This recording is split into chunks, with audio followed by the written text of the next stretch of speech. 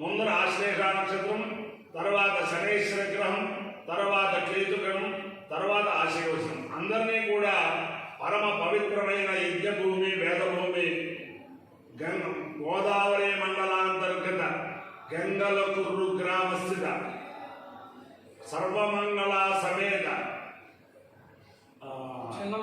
చెన్నమల్లేశ్వర స్వామి, రుక్మిణి సత్యభామ సమేత మదన గోపాల స్వామి వారు సదా కాపాడాలని ఆకాంక్షిస్తూ, నేను ఉన్నది పరమ పవిత్రమైన జయంతి వారి గృహం.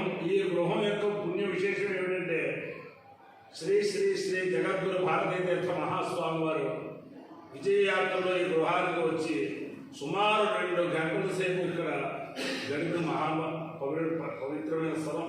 అలాగే శంకర విజయేంద్ర సరస్వతి స్వామి వారు కూడా ఈ గృహంలో చాలా రోజులు ఉన్నారు, 5 రోజులు ఉన్నారు. అలాగే విజయనగర వారి స్వామి వారు అదే కాకుండా ప్రతి సంవత్సరం కూడా భాద్రపద శుద్ధ ఏకాదశి నాడు ఉభయ రాష్ట్రాల నుంచి వచ్చే వేద పండితులందరికీ కూడా ఇక్కడ బ్రహ్మాండమైన సభా సత్కారాలు, భోజనాలు అన్నీ కూడా చేస్తూ ఉంటారు. అదే కాకుండా ధనుర్మాసంలో ఓ బ్రహ్మాండమైన సభ చేస్తూ ఉంటారు. అదే కాకుండా కార్తీక మాసంలో ఆర్ద్రా నక్షత్రం సభ చేస్తూ ఉంటారు.